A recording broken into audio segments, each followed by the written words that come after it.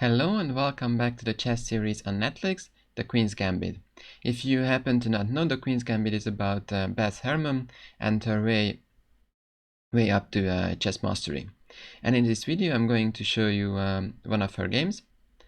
And this one is going to be against Georgi Giev, the Russian prodigy that Elizabeth faces in Mexico. So as usual, the series is filled with very many beautiful chess games, and this one is not an exception.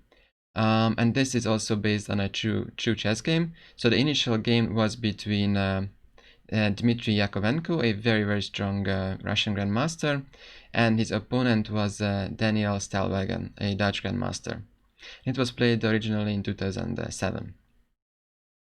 So yeah, let's go to the game. So the game actually goes the same way as the original one for quite a while, and then I will indicate where Elizabeth differs from the original game.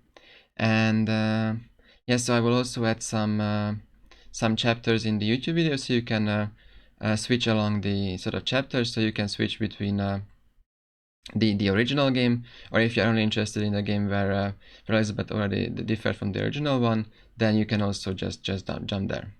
So, but let's get started with the game. So as mentioned, it's the same for a very long time. So it's e4, c5, and we're going to see a Sicilian, and actually they will go to a sort of Scheveningen type of position. So d6, bishop e3, knight f6, f4, now comes e5, knight f3, and knight g4. So black is going to get this bishop, but black will be a little bit behind development. Queen d2, takes, e takes f4, and actually this position is also shown in the series. There is this huge board, this so-called demonstration board, and this is the exact position that's shown from the game. So queen takes f4, bishop e7, castle, bishop e6, knight d5, castles, and king b1. So here we can stop for a second. So to evaluate the position, well, black has a 2 bishop as mentioned, and also now he's not behind in development anymore. So actually the position, we could say it's more or less equal. White may want to take on e7 sooner or later, but the problem is that if you take this d6 pawn later, for the time being you are too much behind development. I'm sorry about this noise. You are too much behind development. So the game goes on with rook c8, offering this pawn. But if you take, so let's say knight takes e7, queen takes e7, queen d6, then there is a huge trap here for white. So if you want, you can stop the video and figure out why this pawn grabbing doesn't work. So the problem is that white is too much behind in development, and after rook d8 you are going to get checkmate in the background. So queen e7 and rook takes d1 is end of the game. So that's why you cannot play this pawn grabbing move. And actually here white plays at first had quite aggressive move, but then we can say it's not so aggressive, it's rather a defensive move actually. So white plays the move g4. And the point really is, of course, you want to create some attack, but actually you really want to play g5 to avoid that this dark square bishop ever arrives on f6. So the game goes with bishop d5, rook takes d5, knight b4, rook d2, and now black plays queen b6, and actually black's next move would be bishop f6, putting a huge pressure along this diagonal against this b2 pawn, and white would be in serious trouble. So it's very handy that the white pawn is already on g4, because white can play the move g5, avoiding this bishop f6 move, and even though it looks like a very aggressive pawn, actually right now its main role is just to avoid black of playing bishop f6 and actually get checkmated on b2. So the game goes with rook c5, a3, knight c6, h4. So we have opposite colored bishops, we have also opposite side castling, so obviously both players are trying to checkmate the other one. Comes rook a5, some threat along this a file, because the b pawn is pinned, of course. So comes rook d3, rook b5, queen c1, rook c8, bishop e2, bishop f8, quite natural moves, rook f1. I'm also going quite quick because the really interesting part is going to be towards the end of the game. Comes g6, And here white plays quite a strange move. He makes the move rook b3, which is quite strange actually. So basically it offers a pawn and tries to put his bishop on c4, putting some pressure against his f7 pawn. Also the rook is a helpful piece there. But now comes rook takes, and after rook c7, it's for the time being it's hard to see why this f7 pawn is under pressure. But at the same time the pawn structure of white is ruined.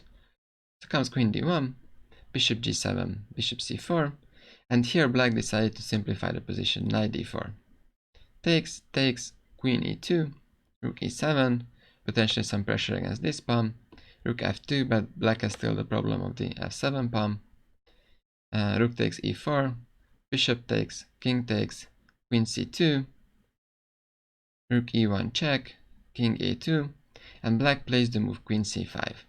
And now we are really arriving to the position that is actually shown in the game, in the series as well.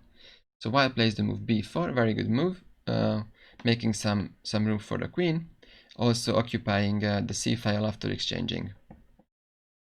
Here, bishop e5, bishop d5, h6, and somewhere here the position is actually already shown in the series. So and it's still the same as in the original one. So Jakovenko Stellwagen. So now comes rook c8 check, king h7, rook c7 check, king h8. And this is the point that we are going to differ from the original one. The original game continued with rook takes b7, and white had quite some advantage but was not able to convert it, and eventually the pawns, all these pawns actually disappeared, and white had some majority on the queen's hand, but due to the opposite colored bishops it was not enough and ended up in a draw. But okay, so let's go back to the series. So at this point 13-year-old old Russian prodigy actually knows the rules better, and warns Elizabeth that it's her turn to adjourn the move, to seal a move. So you're probably not familiar with what this adjournment is, because it's been stopped for quite some time ago. But initially the way the chess games were played was that you had the initial phase of the game, the first 40 move. Players had about 2 or 2.5 hours for this part, and after this part, actually the players were allowed to seal a move and then continue tomorrow, essentially. Yeah, so that's been stopped actually somewhere in the 90s. So nowadays, of course, the chess games are played in the same days. There's no break, nothing like this. But yeah, so this sealing a move used to be quite a big thing. So you seal the move, your opponent couldn't see so you had to write it down, and your opponent couldn't see this. And then next day you continued, and then your opponent saw what move you sealed in the previous day. So basically, it was supposed to be sort of equal ground. So nobody really knew what the position was going to be. I mean, nobody knew the position when it was supposed to be their turn. So if you sealed the move, then you didn't know what your opponent was supposed to answer, and also the part who did not seal didn't know what the move was played. So yeah, okay. So actually, Elizabeth here seals the move. So normally players actually spend quite some time on figuring out what the best move is to seal, but Elizabeth in the series just immediately makes or writes down the move, which is the best move in the position, of course. So here I invite you to stop the video and try to figure out what the best move is.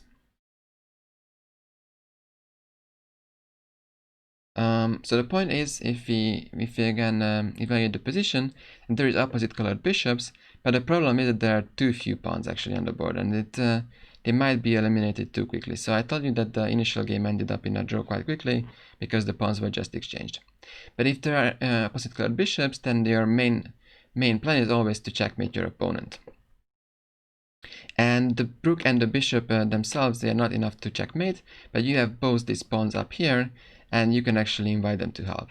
So the best move here is the move h5. And the point of h5 is that white wants to put a pawn on g6, and then simply make the move rook h7 checkmate.